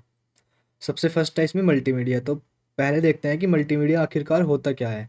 Multimedia एक ऐसी टेक्निक है जिसमें टेक्स्ट, ग्राफिक्स, ऑडियो और वीडियो और एनिमेशन, इन सबको मिलाकर एक ही सिस्टम के थ्रू दिखाया या सुनाया जाता है।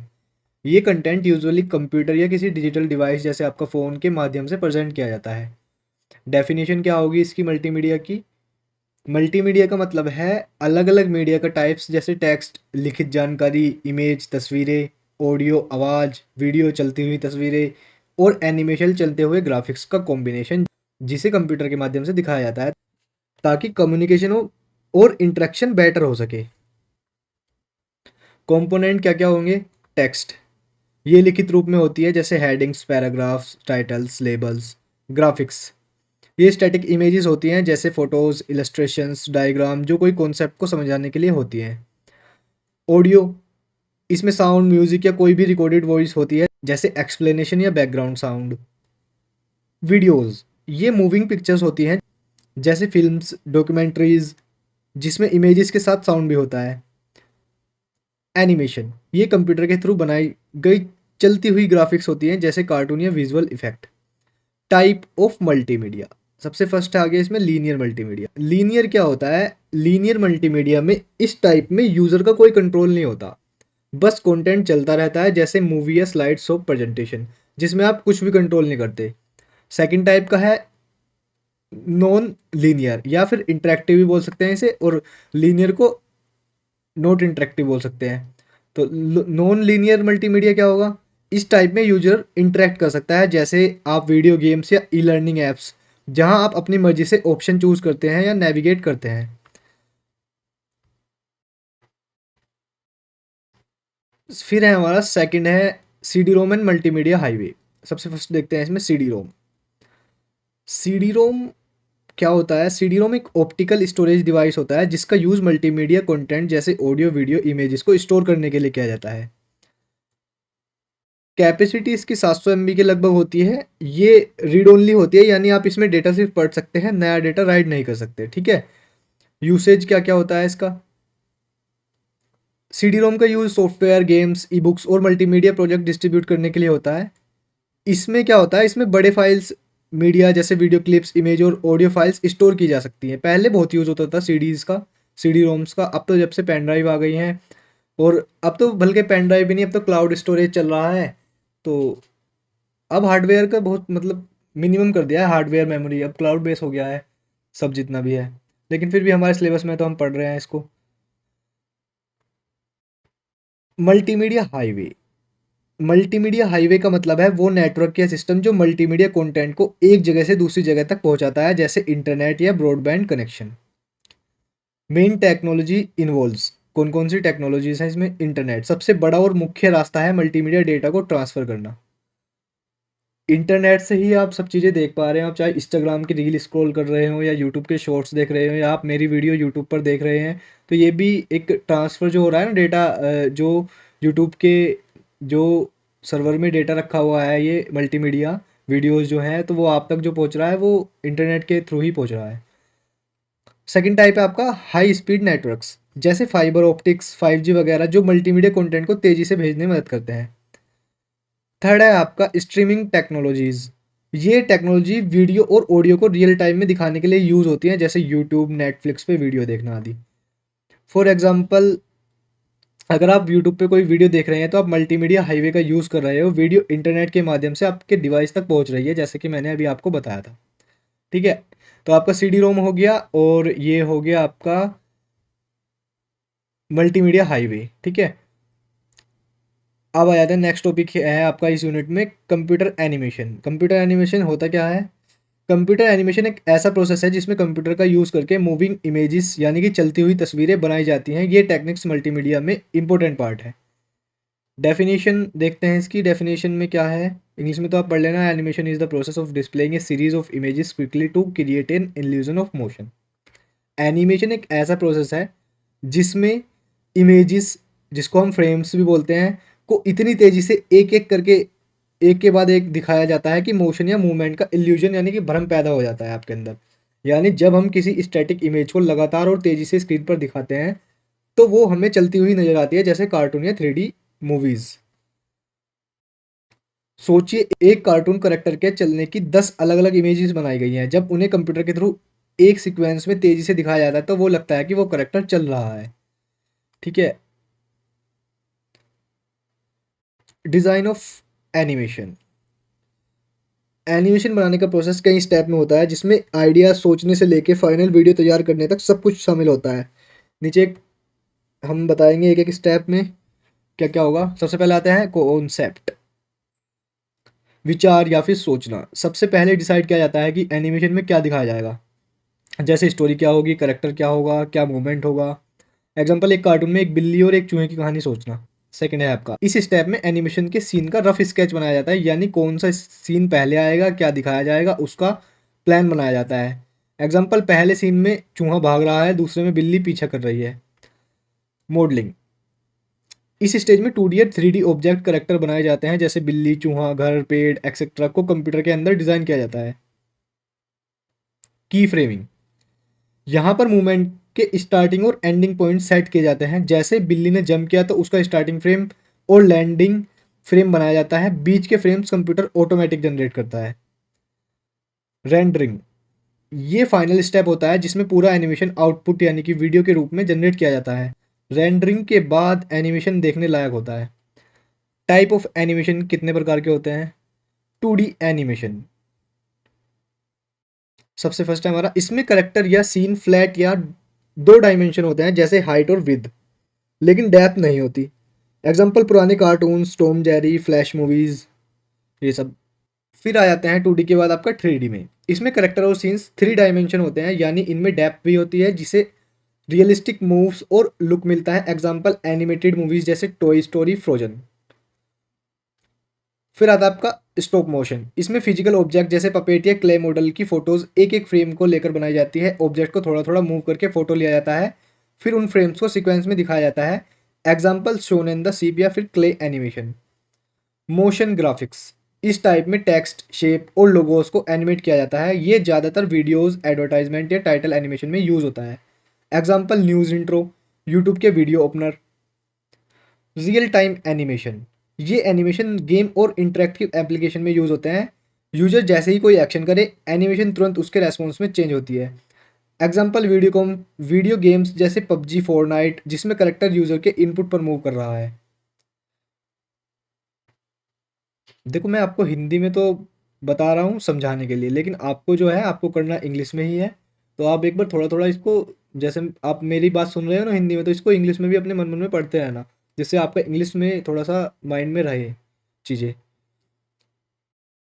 बाकी कोई टेंशन लेने की बात नहीं है, वो अपने आप आ जाएगा। अगर आपको एक बार समझ में आ गया तो आप इंग्लिश तो अपने आप बना के लिख लोगे। फिर आते हैं, आपका नेक्स्ट टॉपिक है using different function in animation. Animation बनाने के लिए कंप्यूटर और सॉफ्टवेयर कुछ फंक्शंस और टूल्स प्रोवाइड करते हैं जो एनिमेशन को स्मूथ, इंटरेक्टिव और इफेक्टिव बनाते हैं। नीचे देखेंगे हम क्या क्या होते हैं। ट्विनिंग, ये फंक्शन दो की फ्रेम्स के बीच के ऑटोमेटिक फ्रेम्स को बनाता है, यानी अगर एक ऑब्जेक्ट लेफ्ट से राइट मूव कर रहा है तो ट्विनिंग बीच के सारे स्टेप्स खुद बना देता है। एग्जाम्पल, एक बॉल का लेफ्ट से राइट स्मूथली रोल कराना। की फ्रेम्स, ये मेन फ्रेम्स होते हैं जहां पर कोई मेजर्स चेंज होता है, जैसे ऑब्जेक्ट का पोजीशन, साइज या कलर बदलना। एनिमेशन की फ्रेम्स के बेसिस पर ही बनती है। मॉर्फिंग, ये फंक्शन एक इमेज को स्मूथली दूसरी इमेज में ट्रांसफर करता है। एग्जाम्पल, एक फेस का दूसरे फेस में बदल जाना एनिमेशन के जरिए। टाइमिंग फंक्शन, इसका यूज एनिमेशन के स्पीड और टाइमिंग को कंट्रोल करने के लिए होता है, जैसे स्लो मोशन या फास्ट एनिमेशन इफेक्ट देना। लूपिंग, इसमें एनिमेशन बार बार रिपीट होती है बिना रुके। एग्जाम्पल, एक फ्लैग का कंटिन्यूसली लहराना। स्क्रिप्टिंग, इसमें कोड जैसे जावास्क्रिप्ट, एक्शन स्क्रिप्ट का यूज होता है एनिमेशन में इंटरेक्टिविटी ऐड करने के लिए। एग्जाम्पल, जब यूजर बटन क्लिक करे तो एनिमेशन स्टार्ट हो जाए। ठीक है। कुछ सॉफ्टवेयर हैं जो इसके लिए यूज होते हैं, जैसे कि अडोब एनिमेट 2D एनिमेशन और वेब इंटरेक्टिविटी के लिए यूज होता है। ब्लेंडर, ब्लेंडर फेमस है 3D मॉडलिंग और एनिमेशन के लिए पावरफुल टूल है ये। फ्लैश 2D एनिमेशन के लिए पहले काफ़ी पॉपुलर सॉफ्टवेयर था ये, अब तो इतना यूज़ में नहीं है। यूनिटी, आपने जब गेम खेला होगा तो उसमें देखा होगा शुरू में यूनिटी लिखा आता है, तो गेम्स और रियल टाइम इंटरेक्टिव एनिमेशन के लिए ये फेमस है। पूरे चैप्टर की समरी देखते हैं हम। मल्टीमीडिया डेफिनेशन, मल्टीमीडिया में टेक्स्ट, इमेज, ऑडियो, वीडियो और एनिमेशन का कॉम्बिनेशन होता है जो कम्युनिकेशन को बेटर बनाता है। सीडी रोम, सीडी रोम एक ऑप्टिकल डिस्क होती है जिसमें मल्टीमीडिया डेटा जैसे ऑडियो, वीडियो, इमेजेस स्टोर किए जा सकते हैं। मल्टीमीडिया हाईवे, ये उन नेटवर्क सिस्टम को कहते हैं जैसे इंटरनेट, ब्रॉडबैंड, जो मल्टीमीडिया कंटेंट को एक जगह से दूसरी जगह तक पहुंचाते हैं। कंप्यूटर एनिमेशन, एनिमेशन का मतलब है इमेजेस को इस तरह दिखाना कि मूवमेंट का इल्यूजन क्रिएट हो जाए। इसमें 2D, 3D, स्टॉप मोशन जैसे टाइप्स शामिल होते हैं। लास्ट है आपका एनिमेशन फंक्शंस। एनिमेशन बनाने के लिए टूल्स, फंक्शन जैसे ट्विनिंग, मॉर्फिंग, स्क्रिप्टिंग का यूज़ किया जाता है। तो दोस्तों यहाँ पे आपकी होती है 5 यूनिट ख़त्म। शुरू करते हैं आपकी 6 यूनिट, यूज़ ऑफ मल्टीमीडिया। आखिर मल्टीमीडिया का यूज़ है क्या? मल्टीमीडिया का यूज़ आजकल हर फील्ड में हो रहा है, जिससे कम्युनिकेशन ज़्यादा इंटरेक्टिव, एंगेजिंग और इफ़ेक्टिव हो जाती है। नीचे कुछ इंपॉर्टेंट फील्ड दे रखी है मैंने, उनमें मल्टीमीडिया का यूज़ दिए गए हैं। जैसे major use of multimedia: education, e learning, online courses, smart classes और एजुकेशन गेम्स के माध्यम से पढ़ाई को ज़्यादा इंटरेस्टिंग और समझने लायक बनाया जाता है। Entertainment, movies, animation, films, video games और म्यूजिक वीडियोस मल्टीमीडिया के माध्यम से बनाए जाते हैं। बिजनेस, प्रोडक्ट की presentation, advertising videos, training sessions और बिजनेस मीटिंग्स मल्टीमीडिया के उपयोग करके ज़्यादा इम्पैक्टफुल बनते हैं। हेल्थ केयर, डॉक्टर और स्टूडेंट के लिए surgery simulation, medical trainings videos और पेशेंट एजुकेशन टूल्स मल्टीमीडिया की मदद से बनाए जाते हैं। इंजीनियरिंग, डिज़ाइन, सिमुलेशंस और 3D मॉडल के थ्रू प्रोजेक्ट को समझना और दिखाना इजी हो जाता है। Journalism, digital newspaper, interactive news, website और वीडियो जर्नलिज्म मल्टीमीडिया के प्रमुख यूज़ हैं। Tourism, virtual tours, images, videos और मैप के साथ ट्रेवल गाइड्स बनाए जाते हैं जिसमें लोगों को जगह के बारे में बेटर एक्सपीरियंस मिलता है। तो ये हैं आपके कुछ मल्टीमीडिया के यूजेस। अब आ जाते हैं introduction to making multimedia. Multimedia बनाया कैसे जाता है?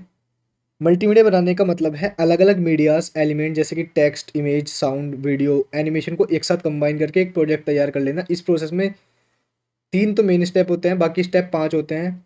मेन स्टेप प्लानिंग, सबसे पहले ये डिसाइड किया जाता है कि मल्टीमीडिया का पर्पज़ क्या है, जैसे एजुकेशन है, बिजनेस है या फिर इंटरटेनमेंट है। डिज़ाइनिंग सेकंड हो गया हमारा। इस स्टेज में हम media element, text, image, sound, video के लेआउट और फ्लो प्लान किए जाते हैं। ये डिसाइड किया जाता है कि यूज़र क्या और कैसे देखेगा। डेवलपमेंट, इसमें सभी मीडिया एलिमेंट को सॉफ्टवेयर की मदद से कंबाइन किया जाता है, साउंड को ऐड किया जाता है, एनिमेशन क्रिएट होती है और फाइनल मल्टीमीडिया प्रोजेक्ट बनकर तैयार हो जाता है।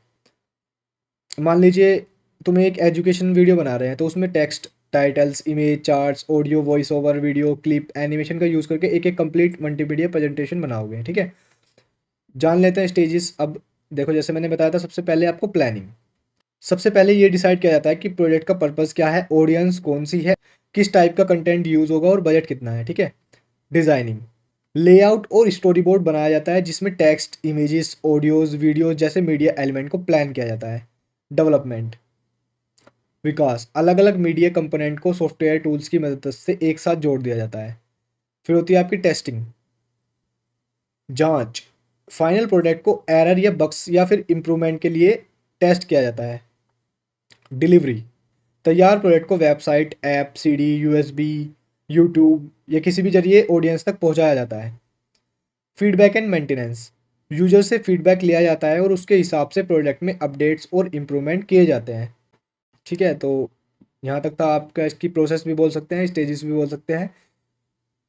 अब आ जाते हैं hardware requirement for multimedia. Hardware के बारे में तो आप जानते ही होंगे। तो क्या क्या हार्डवेयर चाहिए मल्टीमीडिया के लिए? मल्टीमीडिया एप्लीकेशन को स्मूथली बनाने और चलाने के लिए हमें पावरफुल और एडवांस हार्डवेयर की जरूरत होती है। नीचे कुछ इंपॉर्टेंट हार्डवेयर कंपोनेंट हैं जो मैंने लिख रखे हैं। Computer with high RAM and fast CPU, multimedia के हैवी टास्क जैसे वीडियो एडिटिंग, एनिमेशन स्मूथली चलाने के लिए ज़्यादा रैम और फास्ट सीपीयू होना चाहिए। हाई रेजोल्यूशन मॉनिटर, ग्राफिक्स और वीडियो को क्लियर और शार्प दिखाने के लिए हाई रेजोल्यूशन स्क्रीन जरूरी होती है। Sound card and speaker, audio को रिकॉर्ड करने, सुनने और एडिट करने के लिए अच्छी साउंड क्वालिटी वाले साउंड कार्ड्स और स्पीकर चाहिए होता है। ग्राफिक कार्ड, जीपीयू भी बोलते हैं इसको, 2D और 3D एनिमेशन और वीडियो रेंडरिंग के लिए डेडिकेटेड ग्राफिक्स कार्ड काफ़ी ज़्यादा इंपॉर्टेंट हो जाता है हमारे लिए। Microphone and webcam, voice recording और वीडियो कैप्चरिंग के लिए माइक्रोफोन और वेबकैम का यूज़ होता है, स्पेशली लाइव प्रोजेक्ट के लिए। स्टोरेज डिवाइसेस, एचएचडी या फिर SSD, multimedia files, videos, image, audio काफ़ी बड़े साइज के होते हैं, इसलिए ज़्यादा स्टोरेज कैपेसिटी चाहिए होती है, जैसे एचडीडी या फिर एसएसडी। इसके लिए हम यूज़ करते हैं।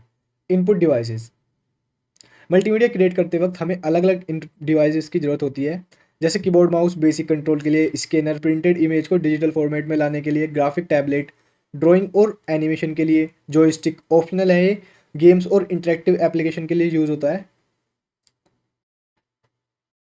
सॉफ्टवेयर कौन कौन से चाहिए मल्टीमीडिया के लिए? मल्टीमीडिया को अलग अलग element, text, image, audio, video, animation को बनाने, एडिट करने और कंबाइन करने के लिए हम अलग अलग सॉफ्टवेयर का यूज़ करते हैं, जैसे कि टेक्स्ट एडिटिंग के लिए MS वर्ड, नोटपैड, टेक्स्ट लिखने और एडिट करने के लिए यूज़ करते हैं। ग्राफिक एडिटिंग के लिए फ़ोटोशॉप या फिर कोरल ड्रॉ इमेज बनाने और एडिट करने के लिए यूज़ करते हैं। Audio editing, Audacity, Adobe audition audio record और एडिट करने के लिए यूज़ करते हैं। वीडियो एडिटिंग के लिए अबोड Premiere Pro, final cut pro video बनाने और एडिट करने के लिए। एनिमेशन सॉफ्टवेयर ब्लेंडर, अबोट Animate, Maya 2D 3D animation बनाने के लिए। प्रेजेंटेशन बनाने के लिए MS पावर पॉइंट या फिर कैनवा का भी यूज़ करते हैं। Authorising tools abode, director, flash, unity अलग अलग मीडिया एलिमेंट को जोड़ने के लिए मल्टीमीडिया एप्लीकेशन बनाने के लिए यूज़ होता है। ठीक है, तो ये थे कुछ सॉफ्टवेयर आपके जो मैंने बताया अलग अलग काम के लिए अलग अलग सॉफ्टवेयर यूज़ होते हैं। फिफ्थ है आपका skill and training opportunities in multimedia. आएगा नहीं वैसे ही वाला क्वेश्चन, लेकिन आपको पता होना चाहिए। To become a professional in multimedia you need both technical skills and creative abilities. Multimedia के फील्ड में प्रोफेशनल बनने के लिए क्या क्या स्किल और ट्रेनिंग चाहिए होती है। अगर तुम मल्टीमीडिया की फील्ड में प्रोफेशनल बनना चाहते हो तो तुम्हें एक टेक्निकल स्किल के साथ साथ थोड़ी क्रिएटिव सोच भी होनी चाहिए आपकी। स्किल क्या होती है? ग्राफिक डिज़ाइन स्किल, इमेजेस और लेआउट डिज़ाइन करना आना चाहिए फोटोशॉप, इलस्ट्रेटर जैसे टूल्स से। Animation and video editing, animation बनाने और वीडियो एडिट करने की एबिलिटी, ब्लेंडर, प्रीमियर प्रो जैसे टूल्स का यूज़ करना आना चाहिए। स्क्रिप्टिंग या फिर कोडिंग, इंटरेक्टिव मीडिया के लिए कोडिंग का नॉलेज होना ज़रूरी हो जाता है, जैसे कि HTML, जावास्क्रिप्ट, CSS वगैरह ये आने चाहिए आपको basic. Audio editing and mixing, sound को रिकॉर्ड करना, कट करना, मिक्स करना आना चाहिए। Creative thinking and story telling, content में क्रिएटिविटी और अच्छी कहानी बनाने की स्किल होनी ही चाहिए आपको। Time management and team work, time पे काम कंप्लीट करने और टीम के साथ मिलकर काम करने की एबिलिटी।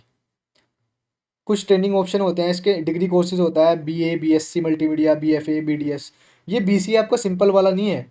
एक ना BCA ऑनर्स होता है, उसमें आप चूज़ कर सकते हैं कि AI से करना है या फिर किसी भी चीज़ से करना है। तो ये BCA मल्टीमीडिया वाला BCA है, ठीक है। तो कुछ डिग्री कोर्सेज होते हैं BCA या फिर BSc मल्टीमीडिया, एक BFA होता है, एक BDS होता है। डिप्लोमा सर्टिफिकेट कोर्स भी होते हैं, animation, VFX, graphic design, web design. Short term professional training होती है, ये 1 साल की, 6 महीने की ऐसे। ऑनलाइन प्लेटफॉर्म है जिससे सीख सकते हैं हम।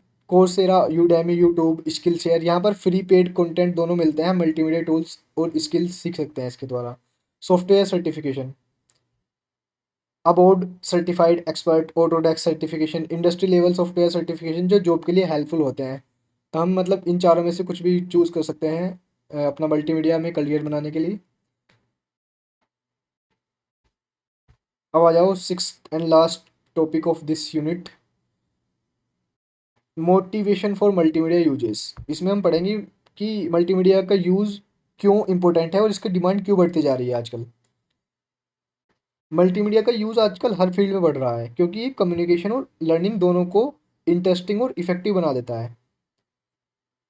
रीज़न, बेटर अंडरस्टैंडिंग, बेहतर समझ। जब हम किसी की टॉपिक को टेक्स्ट के साथ साथ इमेजेस, वीडियोस और ऑडियो के साथ समझते हैं तो उसका अंडरस्टैंडिंग डीप हो जाता है। मोर एंगेजमेंट, ज़्यादा इंटरेस्ट। विजुअल, साउंड और यूजर इंटरेक्शन कंटेंट को बोरिंग नहीं बनने देते, इससे लोग एक्टिवली इन्वॉल्व रहते हैं। फास्टर लर्निंग, तेजी से सीखना। इंटरेक्टिव मल्टीमीडिया जैसे क्विज, वीडियोस, एनिमेशन मेमोरी को बूस्ट करते हैं और लर्निंग स्पीड बढ़ाते हैं। क्रिएटिव एक्सप्रेशन, कल्पना के जरिए प्रस्तुति, इसका है हिंदी वर्जन में। मल्टीमीडिया टूल का यूज़ करके लोग अपने आइडियाज़ को आर्टिस्टिक तरीके से एक्सप्रेस कर सकते हैं, जैसे एनिमेशन, डिज़ाइन या video. Career opportunities, media, gaming, education, IT और एडवर्टाइजमेंट फील्ड में मल्टीमीडिया प्रोफेशनल की डिमांड बहुत ज़्यादा है इस टाइम पे। कॉस्ट इफेक्टिव कम्युनिकेशन, एक डिजिटल मैसेज या वीडियो को एक ही बार बना के करोड़ों लोगों तक पहुंचाया जा सकता है, इससे पैसा और समय दोनों बचते हैं। जैसे आप मान लीजिए आप कॉलेज में पढ़ रहे हो, तो आपके जो टीचर आपको पढ़ा रहे हैं क्लास में, उन्होंने क्लास ली। आप मान लीजिए 100 बच्चे हैं, 100 तो भी नहीं होते हैं वैसे, 30 40, चलो मान लो 100 बच्चे हैं। तो आप 100 बच्चों को पढ़ाया, फिर वो चले गए। तो वहाँ पे आप उनका जो है वो ख़त्म हो गया क्लास। लेकिन अगर वही टीचर वीडियो रिकॉर्ड करके उसी लेक्चर की यूट्यूब पर या फिर किसी भी प्लेटफॉर्म पर डाल दे तो उसमें मतलब अनलिमिटेड बच्चे पढ़ सकते हैं उस वीडियो से, उस क्लास से किसी। तो ये क्या है, ये मल्टीमीडिया ही तो हो गया ना, ये मल्टीमीडिया का रोल। तो वही है कि मतलब बहुत कॉस्ट इफेक्टिव कम्युनिकेशन है ये। अब आप देख लीजिए, पहले ऑफलाइन बैच आते थे। अगर आप में से कोई गवर्नमेंट जॉब की प्रिपरेशन कर रहा हो, तो अगर ऑफलाइन आप किसी भी कोर्सेज का, एनडीए, एयरफोर्स या किसी का भी ट्यूशन लगाओगे या फिर पुलिस का, तो ऑफलाइन आपको 10 से 12 या 15 हज़ार में पड़ेगा। ठीक है, ज़्यादा नहीं पड़ सकता है। लेकिन अगर उसको ही आप ऑनलाइन खरीदोगे तो वो आपको, मैक्सिमम बता रहा हूँ मैं आपको, 2 हज़ार रुपये तक में मिल जाएगा। ये तो मतलब ये है कि कॉस्ट इफेक्टिव बन गया है अब। बहुत जब से डिजिटल हुआ है ना चीज़ें, तो बहुत कॉस्ट कम लगने लगी है। तो अपने टॉपिक पर आते हैं, एक बार समरी देख लेते हैं इस वाले यूनिट की पूरी। Use of multimedia. मल्टीमीडिया का use education, entertainment, business, tourism, health care, journalism, engineering जैसे कई फील्ड्स में होता है। स्टेजेस क्या क्या होती हैं इसकी? एक मल्टीमीडिया प्रोजेक्ट बनाने में स्टेप्स होते हैं: planning, designing, developing, testing, delivery और मेंटेनेंस। Hardware requirement. मल्टीमीडिया चलाने और बनाने के लिए ज़रूरी हार्डवेयर होते हैं: हाई रैम वाला कंप्यूटर, अच्छा monitor, sound card, GPU, microphone और storage devices. Software requirement. Text, image, audio, video, animation बनाने और एडिट करने के लिए अलग अलग सॉफ्टवेयर चाहिए होते हैं, जैसे Photoshop, Audacity, Premiere Pro, Blender, PowerPoint et cetera. Skill and training. Multimedia के फील्ड में काम करने के लिए जरूरी स्किल्स होते हैं: graphic designing, animation, coding, video audio editing. Training कर सकते हैं ऑनलाइन, यूडेमी से, यूट्यूब से, या फिर ऑफलाइन भी कोर्स मिल जाते हैं इसके। Motivation of multimedia. Multimedia learning को इंटरेस्टिंग और इजी बनाता है, क्रिएटिविटी को बढ़ावा देता है, और इस फील्ड में अच्छे करियर अपॉर्चुनिटीज़ भी हैं। तो दोस्तों, यहाँ पे आपका ये वाला यूनिट भी ख़त्म हो चुका है। अच्छे से पढ़िए और अच्छे मार्क्स स्कोर करिए। और आप मार्क्स के लिए ना ही पढ़े तो अच्छा है, आप सच बताऊँ तो आप जानने के लिए पढ़िए चीज़ों को। जितना आप चीज़ों को जानने के लिए पढ़ेंगे, उतना ही अच्छे से याद कर पाएंगे, आपके माइंड में भी रहेंगी। समझ समझ समझ कर पढ़िए, रटने की कोशिश ना ही करें तो बेटर है। क्योंकि आप तो फील्ड में भी बीसीए की फील्ड में हैं, अगर आप इसमें रट के पढ़ रहे हैं तो ये मान लीजिए कि आप केवल एक सर्टिफिकेट के लिए, मार्कशीट के लिए पढ़ रहे हैं। बीसीए की मार्कशीट आपको मिल जाएगी लेकिन जॉब आपको नहीं मिलेगी, अगर आप समझ समझ के नहीं पढ़ते हैं। ठीक है, चलो तो हम आपसे मिलते हैं अब नेक्स्ट वीडियो में। तब तक के लिए tata, take care, bye bye.